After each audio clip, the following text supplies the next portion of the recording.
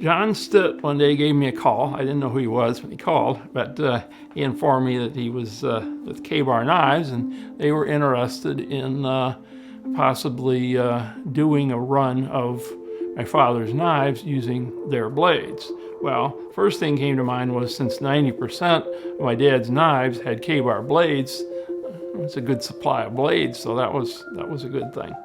And so anyway, we kind of discussed how to go about it, and I said, well, I'd like to have control over the casting and have control over the blades and the scabbards and the rest of it, but I just wanted to make sure that they were as accurate and made the same way. And we discussed ways they could be done, and I said, well, I'd like to stick with the way that he made them in World War II, which was the sand casting. And he started making the knives and turning them out in 42, and he made some when he was in Australia, and then after that it continued on, and then the big push was in 43 with the invasions.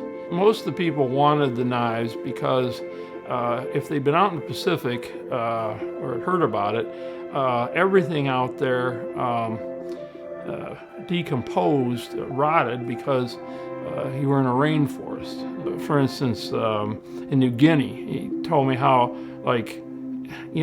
your shirt would maybe last a week because it never stopped raining. It would just rot off you. A couple weeks for your shoes.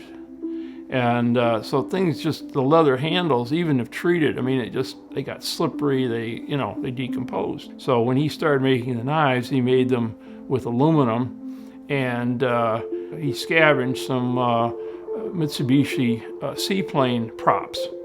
And he used that aluminum and alloyed it.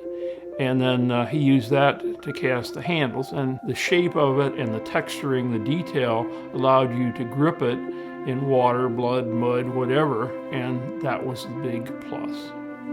Large numbers went for the invasions.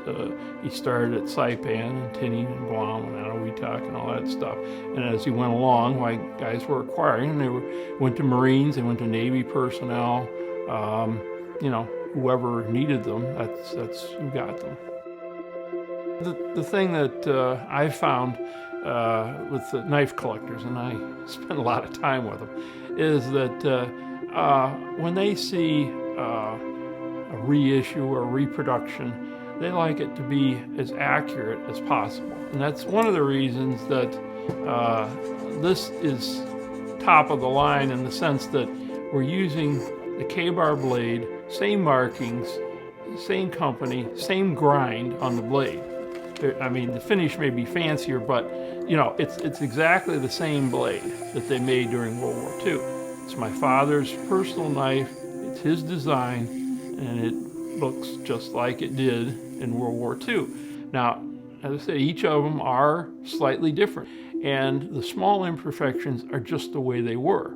So, if you went to Lost Wax or some other kind of casting and every knife was perfect, I wouldn't have to do anything much to them, but at the same time, they wouldn't be done like they were done. I think it helps people connect more when it's a handmade project. It's a bench-made, handmade, whatever you want to call it. But I put in time on every one. The foundry does. It's not like they're just running off an assembly line and dropping out, and everything there is it's basically correct to the way it was, the way he did it, and but it is neat. I enjoy doing it, and it's stuff that's going to go out, and people will be able to enjoy what Dad did and the work, during the war, and they'll get to see it and handle it and get a feel for what it is. And it's really, I had it copyrighted as a sculpture, and that's what it is. And I consider it, as like a work of art. And so I think, as I'm working along, I remember certain things and so forth that he had told me and so forth. So yeah, it's a reconnect and a way to stay connected, and to keep his memory going and so forth. So yeah, I will be glad when we're all done, because my basement is covered in dust. But other than that, it's fine.